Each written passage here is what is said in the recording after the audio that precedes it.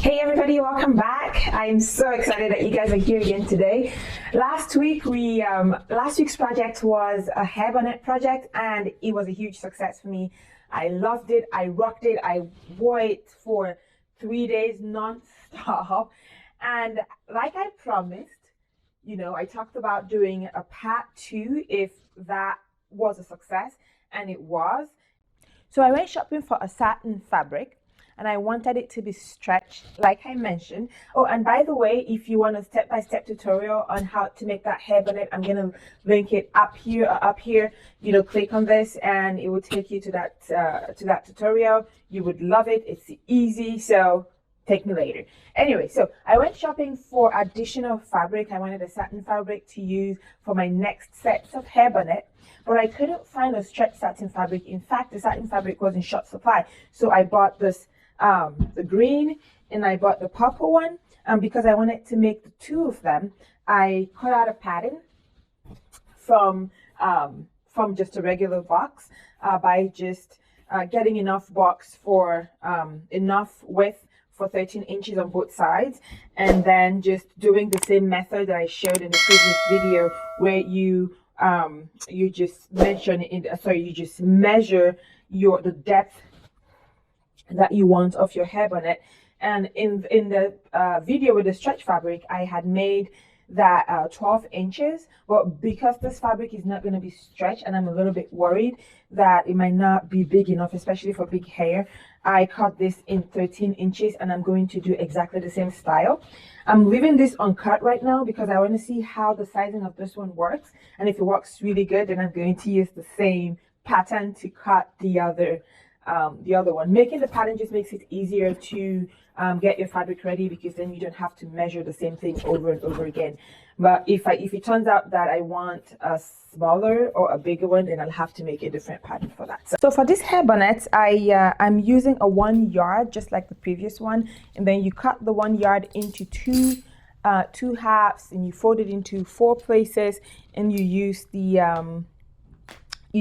pattern to cut out the circle. The satin fabric has one side that is the front side.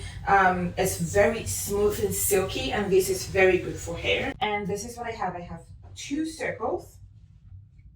And if you notice here, the satin fabric has one side that is the front side. It's very smooth and silky, and this is very good for hair. The other side is not bad, but it's a little bit rougher, and because of that, and because I want the silky part to be outside because it's beautiful, and also to be inside, I'm going to use 2 of this.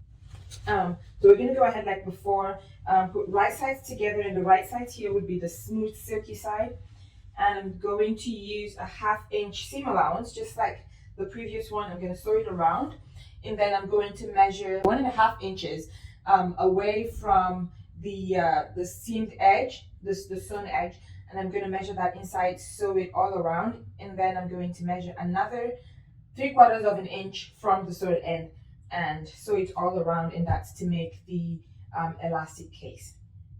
Okay, again, I'm going very fast on this one because I already have a full step-by-step tutorial on the other one, and so you're welcome to go to my playlist and watch that. You will enjoy it, and then you can come back and watch this one. If you're getting value from this video, go ahead and smash that like button, subscribe, and turn on all notifications so you know whenever a new video is out on the channel.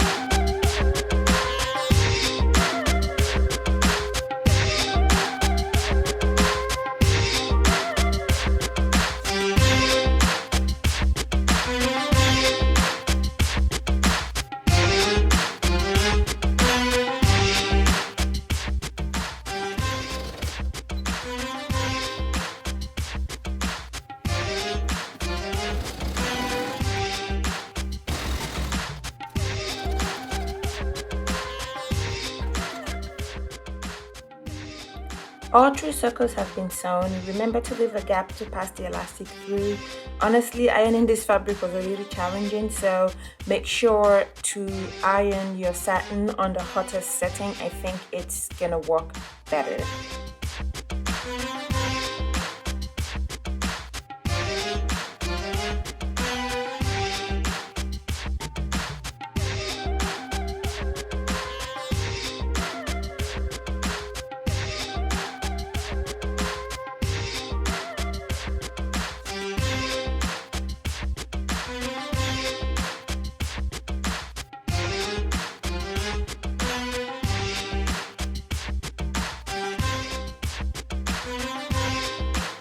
So I thought the green one was a little on the big side at 13 inches. So I made another pattern with 12 inches for the purple.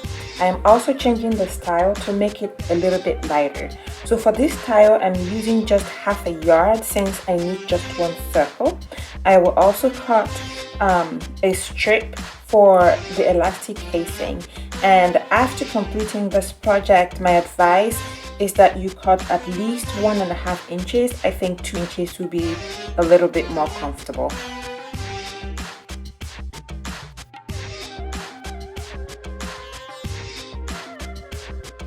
With the right side of the circle and the strip facing, attach them using your seam allowance, turn it around, iron it, and sew it together to create your elastic casing.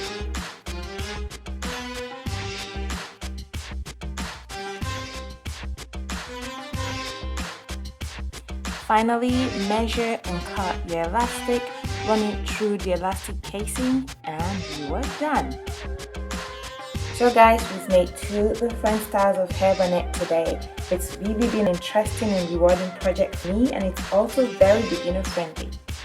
Question of the day: which of the styles do you like the most and are you most likely to make? Let me know in the comment section below. Also, what project are you working on lately? Don't forget to like and subscribe to my channel. I will see you next week. Stay blessed.